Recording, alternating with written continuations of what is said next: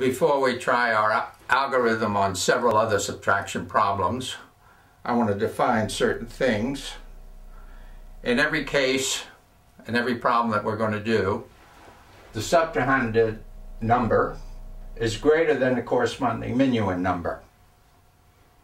When that happens, in subtraction by subtraction, borrowing and carries are required.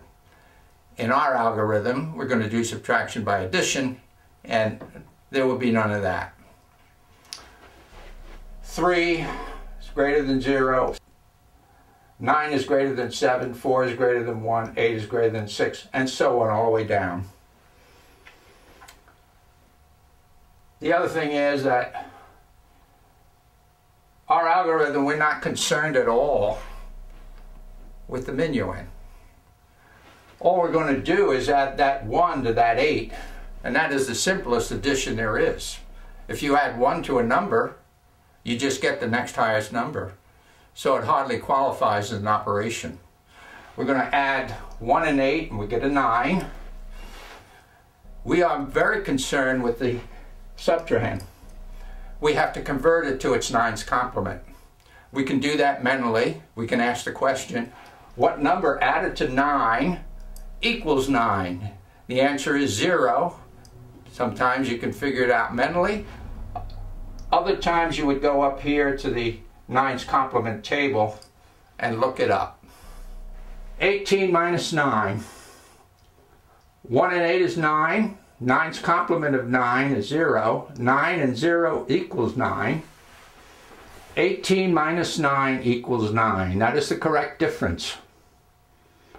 10 minus 3. 1 and 0 is 1. 9's complement of 3 is 6. 1 and 6 is 7. 10 minus 3 equals 7. That is correct. 17 minus 9. 1 and 7 is 8. 9's complement of 9 is 0. 8 plus 0 is 8. 17 minus 9 equals 8. That is correct. 11 minus 4. 1 and 1 is 2. 9's complement of 4 is 5. 2 and 5 is 7. 11 minus 4 equals 7. That is the correct difference. 16 minus 8. 1 and 6 is 7. 9's complement of 8 is 1. 16 minus 8 equals 8. 7 and 1 is 8. 12 minus 6. 1 and 2 is 3. 9's complement of 6 is 3. 3 and 3 is 6. 12 minus 6 equals 6. That is correct. 15 minus 8. 1 and 5 is 6. 9's complement of 8 is 1. 6 plus 1 equals 7. 15 minus 8 equals 7. That is correct. 13 minus 5. 1 and 3 is 4. 9's complement of 5 is 4. 4 and 4 is 8. 13 minus 5 is 8. That's correct. 14 minus 7. 1 and 4 is 5. 9's complement of 7 is 2. 5 plus 2 equals 7. 14 minus 7 equals 7. That is the correct difference. So in every case, using our algorithm for subtraction by addition and the 9's complement procedure, we were able to find the correct difference. And we did it by addition. And we did only one operation. We found the 9's complement of the subtrahend. The minuend, all we do is add 1 to a number. Is this algorithm valid for all numbers? No. The subtrahend digit or number must be between 0 and 9, one of the basic numbers. The minuend number must be between 10 and 19. If either one is out of range, then the 9's complement procedure will fail. So this is a special case, valid for certain range of numbers. So what good is it if it's only valid for certain numbers. A student in the first grade who is learning addition for the first time, when they reach the level of skill when they can add two of the basic numbers that add up to 9, they can be taught to do subtraction by addition using this algorithm. They don't have to wait to the second grade or the third grade whenever subtraction is introduced.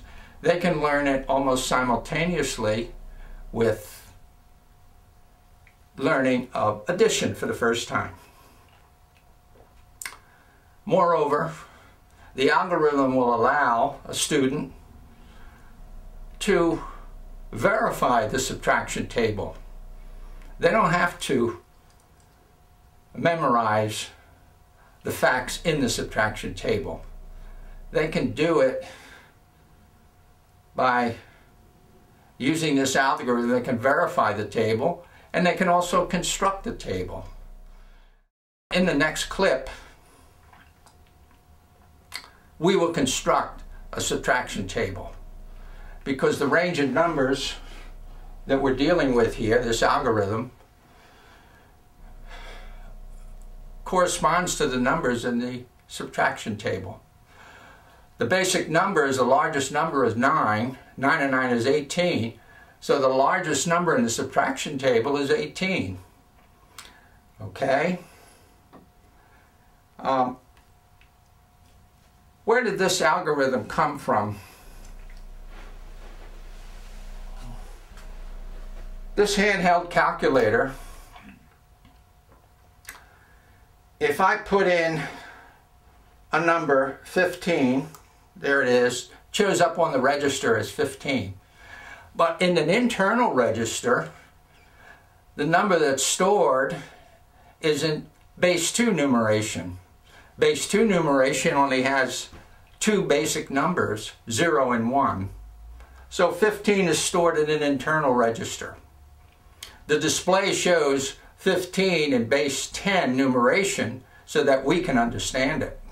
But that's not the way the computer is going to do it.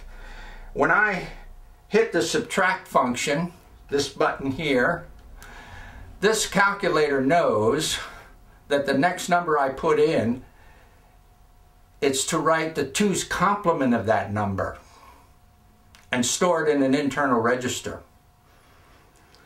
So if I put in a 7, there it is. It doesn't write 7 in that internal register, it writes the 2's complement of 7. Then when I hit the equals button, right here, it will proceed to add the 2 internal registers, get the result, and then transform it into base 10 numeration, and it shows up on the display, 8. The computer did the subtraction correctly. So here's the point. When we do subtraction by addition, we are doing it the same way this calculator and every computer on the planet does it. It uses 2 complement arithmetic and computes the difference by addition. So where did this algorithm come from? It's a carbon copy of the way computers do subtraction.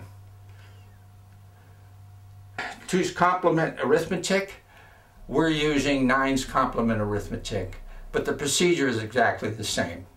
Incidentally, in a later clip, we will modify our special case algorithm so that it's valid for all numbers.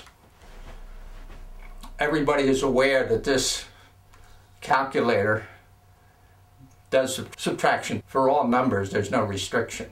So we're going to do that too. Now in our next clip, we will construct a subtraction table to show that it really is quite easy to do using this algorithm. Let us review why the special case algorithm is accurate when we subtract 2 numbers. From 10, I want to subtract 3. The algorithm says this. Take the sum of the digits in the minuend, I get a 1. And if I add a 9 to it, I get a 10. Find the 9's complement of 3, which is 6. And when I add minus 9 to that 6, I get minus 3. So this represents 10 minus 3. When I add this 1 and that 6, I get the correct difference, 7. So when you take the sum of the digits in the minuend, that 1, you cast out this 9.